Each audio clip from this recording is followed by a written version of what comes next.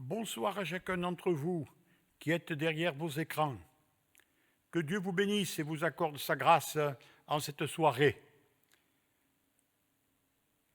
Je me permets de lire la parole de Dieu pour vous et avec vous, car comme le dit la parole, la foi vient de ce qu'on entend de la parole de Dieu. Je lirai un texte dans l'évangile de Luc au chapitre 19 et au verset 1er. Voici notre lecture. Jésus étant entré dans Jéricho, traversait la ville. Et voici, un homme riche appelé Zachée, chef des publicains, cherchait à voir qui était Jésus.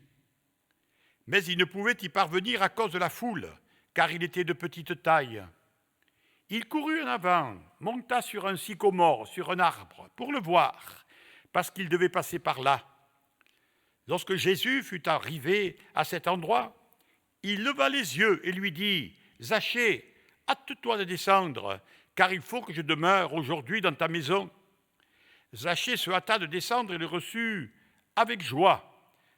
Voyant cela, tous murmuraient et disaient « Il est allé loger chez un homme pécheur. » Mais Zachée, se tenant devant le Seigneur, lui dit « Voici, Seigneur, je donne aux pauvres la moitié de mes biens, et si j'ai fait tort de quelque chose à quelqu'un, je lui rends 4 fois plus. » Jésus lui dit, « Le salut est entré aujourd'hui dans cette maison, parce que celui-ci est aussi un fils d'Abraham, car le Fils de l'homme est venu chercher et sauver ceux qui étaient perdus. » Je lirai un autre texte dans le chapitre précédent, au verset 35. Comme Jésus approchait de Jéricho, un aveugle était assis au bord du chemin et mendiait. Entendant la foule, il demanda ce que c'était. On lui dit, « C'est Jésus de Nazareth qui passe. » Et il cria, « Jésus, fils de David, aie pitié de moi. » Ceux qui marchaient devant le reprenaient pour le faire taire, mais il criait beaucoup plus fort, « Fils de David, aie pitié de moi. » Jésus, s'étant arrêté, ordonna qu'on le lui amène. Et quand il se fut approché, il lui dit, « Que veux-tu que je te fasse ?» Il répondit, « Seigneur, que je recouvre la vue. » Et Jésus lui dit, « Recouvre la vue, ta foi t'a sauvé. » À l'instant, il recouvra la vue et suivit Jésus en glorifiant Dieu. Tout le peuple, voyant cela, loua Dieu. Quelle merveilleuse expérience pour ces deux hommes. Zachée, qui est un homme riche, mais qui a le cœur vide, peut-être financièrement parlant. Il a de quoi subvenir à ses besoins et aux besoins de sa famille, mais moralement, spirituellement, son cœur est vide. Et pour essayer de le combler, il veut à tout prix voir Jésus. Mais sa petite taille l'en empêche. Alors, il a décidé de monter sur un arbre pour voir Jésus. En quelque sorte, il veut voir sans être vu. Que de gens qui aimeraient bien connaître Dieu, qui aimeraient bien le rencontrer, mais surtout, ils ne voudraient pas que Jésus touche leur cœur, vienne pour leur parler de son amour, mais leur révéler aussi leur état de péché, de perdition devant le Seigneur. Et puis, il est aussi question de Bartimée. Lui, eh bien, il est aveugle et il ne voit pas. Mais il sait en quelque part que Jésus le voit. Et c'est vrai que Jésus l'a vu. Disons que Zachée représente cette foule qui aujourd'hui vit dans les centres des villes, dans les affaires, dans tout ce qui peut occuper l'homme, le préoccuper. Que d'affaires dans notre monde aujourd'hui. Ça nous rappelle les temps de Noé où les hommes mangeaient, buvaient, se mariaient leurs enfants, faisaient des affaires. Par contre, Bartimée, lui, il est à la lisière de Jéricho. On pourrait dire un peu à la frontière des villes.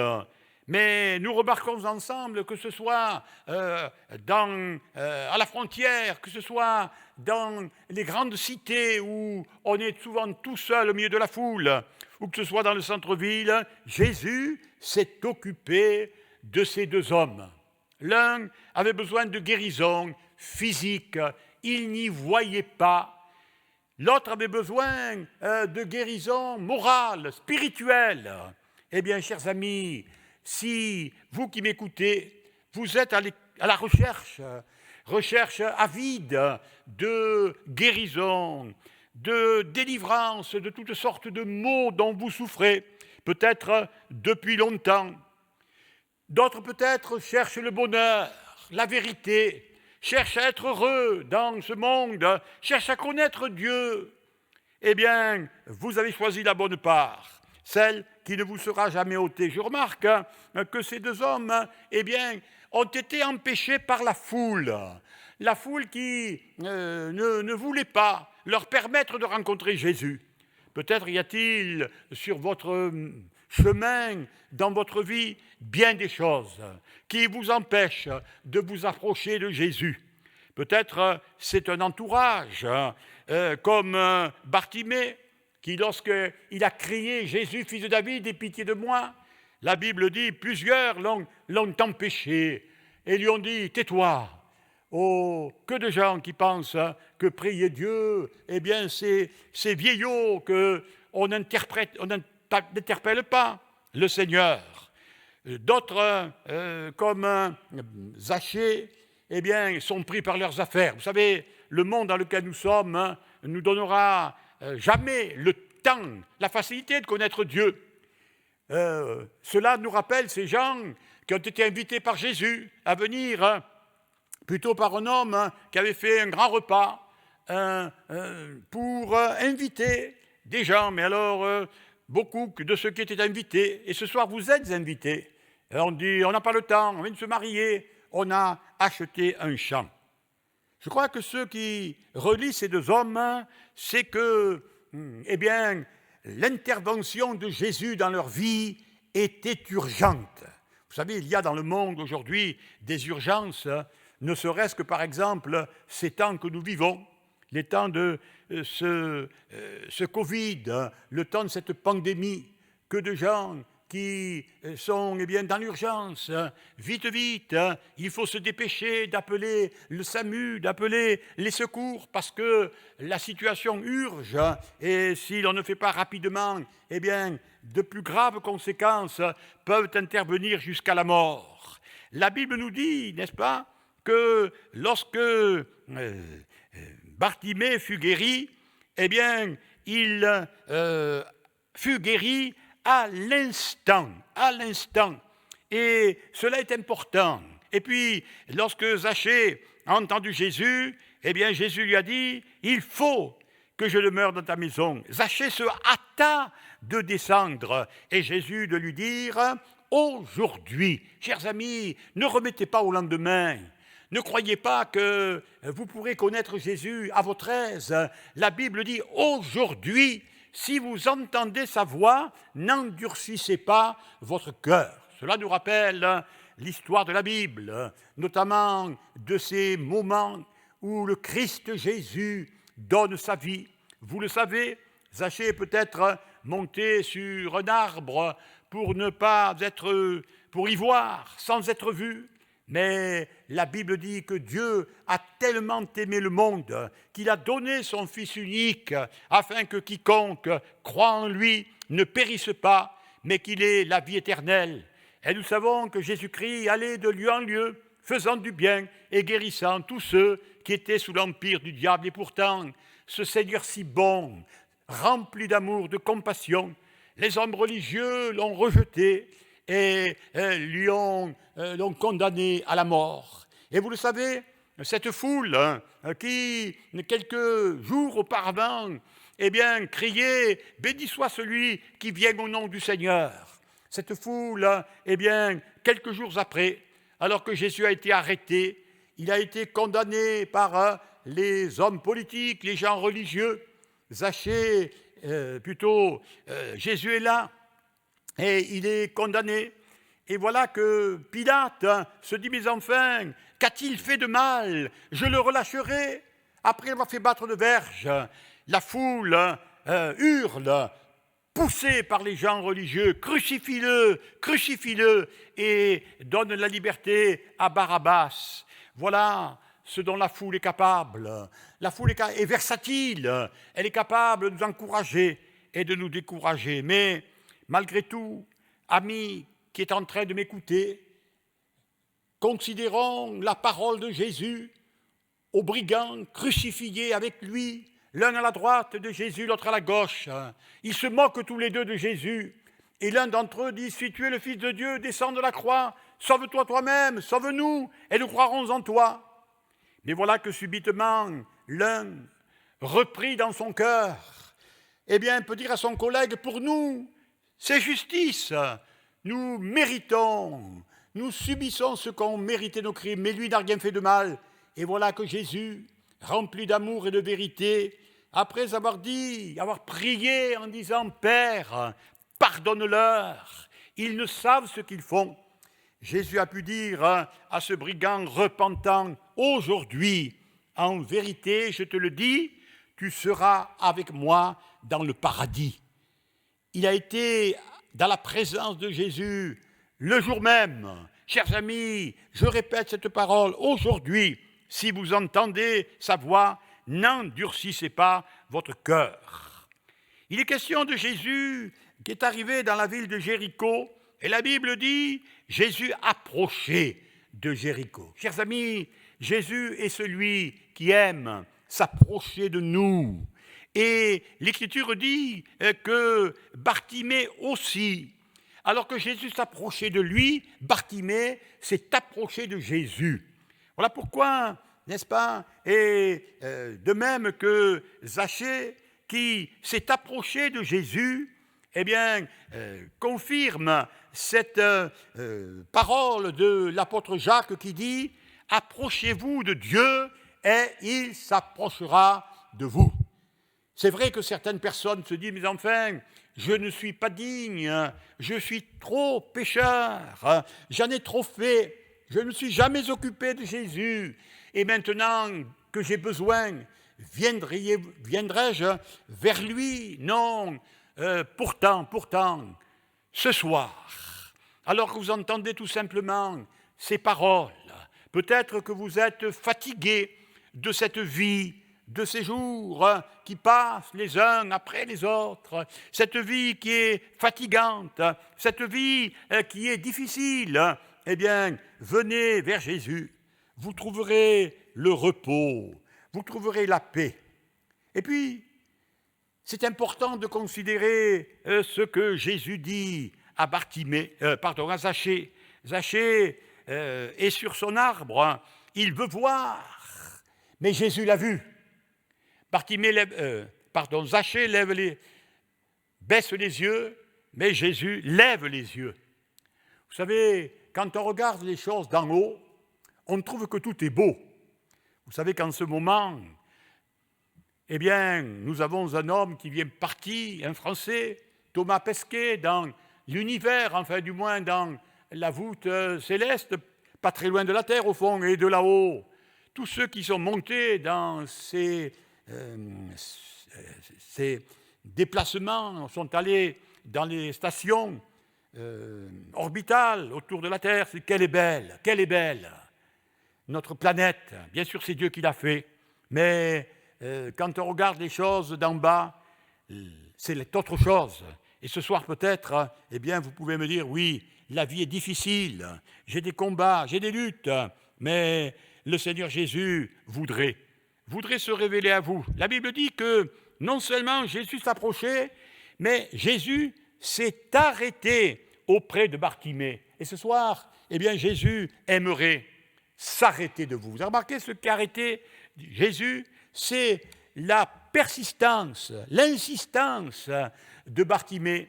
Bartimée savait qu'aujourd'hui, c'était son jour. C'était aujourd'hui et jamais. Parce que la Bible dit, Jésus passe. Et ce soir, il passe auprès de toi. Il passe auprès de ta vie, de ton cœur. Il désire entrer en toi. Aujourd'hui ou jamais. Bartimée a insisté. Bartimée a crié plus fort. Et ceux qui tout à l'heure lui disent « tais-toi », eh bien maintenant l'encouragent. Ils disent à Bartimée « lève-toi, prends courage, il t'appelle ». Combien c'est précieux.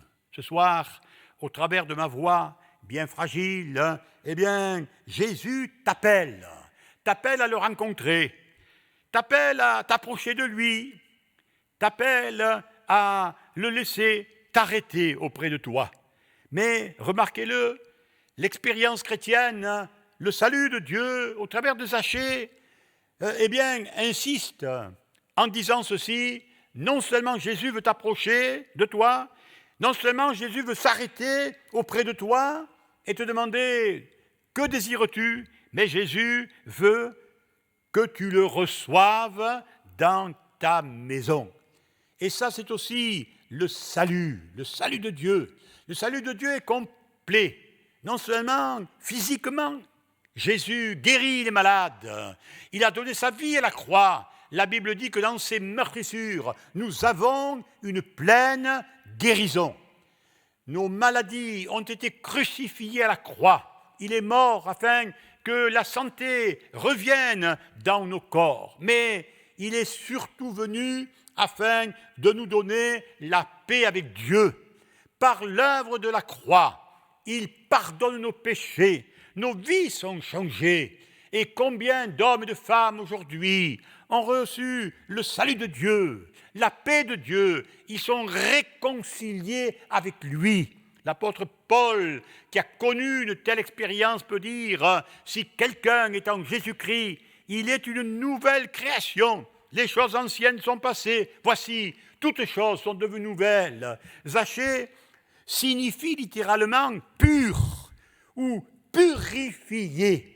C'est vrai que ce qui purifie du péché, ce ne sont pas nos œuvres, ce n'est pas notre volonté, mais c'est le sang de Jésus qui a coulé. La Bible dit, le sang de Jésus nous purifie de tout péché. Ce n'est pas par nos œuvres, mais c'est par le précieux sang de Jésus, comme d'un agneau préparé et de tout temps, depuis la création du monde, qui a été crucifié à la croix, et son sang nous purifie de tout péché. Quelle grâce d'entendre ces paroles. Le salut est entré aujourd'hui dans cette maison, parce que cet homme, Zachée, est un fils d'Abraham. Amis, savez-vous que Abraham est le père de la foi? Qui que vous soyez, quel que soit votre nom, quelle que soit votre vie, vous êtes en quelque sorte un enfant d'Abraham, dans le sens que Dieu veut que tous les hommes soient sauvés. Qui que vous soyez ce soir, que vous soyez riche ou pauvre, jeune ou moins jeune, pensant que ce n'est pas pour vous, si Jésus veut venir habiter dans votre cœur. Voilà l'expérience chrétienne. Ce n'est pas simplement la guérison du corps, mais c'est la paix du cœur, c'est la réconciliation avec Dieu, c'est le rachat de notre âme. Eh bien, c'est précieux. Et puis, je terminerai par cette parole. La Bible dit que lorsque Bartimée a été guéri, après que Jésus lui ait posé cette question, « Que veux-tu que je te fasse ?» C'est extraordinaire d'entendre le Fils de Dieu, mais aussi le Fils de l'homme, se proposer à nous, tout simplement. Quelquefois, nous disons que Dieu fait tout, il fait ce qu'il veut, c'est vrai, mais il nous pose cette question, que veux-tu que je te fasse? Et Bartimée a eu cette parole extraordinaire, Seigneur, que je recouvre la vue. C'est vrai que nous avons besoin d'y voir, de voir non pas ce qui ne va pas toujours, mais de voir la grâce de Dieu, d'y voir comme Dieu voit. L'apôtre Paul a entendu ces paroles de la part de Dieu, « Je t'ai appelé au salut afin que tu ouvres les yeux des aveugles pour qu'ils passent de la mort à la vie et des ténèbres à son admirable lumière. » Enfin, je terminerai par une dernière pensée. La Bible dit que lorsque Bartimée a été guéri, eh bien, il a suivi Jésus dans le chemin. Être guéri, être sauvé, pardonné, réconcilié avec Dieu, c'est quelque chose de précieux. Mais il faut aller plus loin, faire un troisième pas, c'est-à-dire celui de suivre Jésus. Bartimée n'a pas voulu profiter de la guérison de sa vue pour aller se promener, voir les les beautés de la ville de Jéricho ou de la région, mais il a voulu marcher dans une nouvelle vie, dans l'obéissance, devenir disciple de Jésus. Vous savez que Jésus, dans l'évangile de Jean, chapitre 14, verset 6, il est écrit « Je suis le chemin, la vérité et la vie. Nul ne vient au Père que par moi. » Chers amis, pour être pleinement heureux, il faut aller jusqu'à l'obéissance. Jésus s'est donné, a obéi jusqu'à la mort, même la mort de la croix. Être chrétien, c'est être passé par la repentance, la conversion, la nouvelle naissance. Et c'est marcher dans le chemin étroit, qui est le chemin qui mène au ciel. Donc, Bartimée a suivi Jésus et il a glorifié Dieu. Quelle chose extraordinaire! Quelle expérience merveilleuse que celle de l'Évangile. Jésus nous propose ce soir. Et ce soir, alors que vous êtes là, et je vais terminer, eh bien, il dit ceci, aujourd'hui, si vous entendez sa voix, n'endurcissez pas votre cœur. Voici, je me tiens à la porte et je frappe. Si quelqu'un entend ma voix et ouvre la porte, j'entrerai chez lui, je souperai avec lui et lui avec moi. Alors, ce soir, amis, laissez Jésus entrer en vous. Laissez-le faire. Souvent, nous voulons l'aider, mais laissons faire Jésus. Certes, il ne fait rien en nous, sans nous, mais il a besoin que nous disions, Seigneur, agis, fais comme tu veux, sauve-moi, pardonne mes péchés. Alors, votre vie sera changée et vous serez heureux pour ce temps et pour l'éternité. Que Dieu vous accorde sa grâce et sa bénédiction. Amen. Prions quelques instants, s'il vous plaît. Notre Dieu, notre Père, nous voulons te louer ce soir de ce que ta parole a pu être annoncée. Merci parce que de ces deux hommes, tu as fait tes enfants.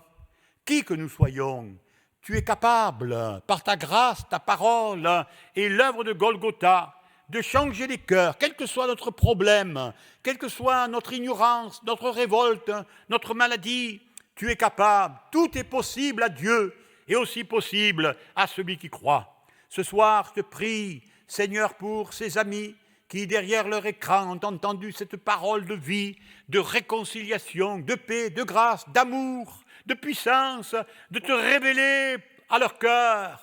Nous savons, Seigneur, que c'est aujourd'hui, c'est ce soir, l'occasion. Demain, nous ne savons ce qu'il adviendra. Seigneur, mais c'est ce soir. Alors, pose ta main, guéris, sauve, pardonne, délivre, Seigneur. Oh, quelqu'un a peut-être besoin de marcher dans le chemin de l'obéissance. Seigneur, dans la dépendance de Dieu, alors, étends tes mains sur lui et accorde-lui ta grâce. Merci, notre Dieu, pour ces moments et que ton nom en soit glorifié. Amen.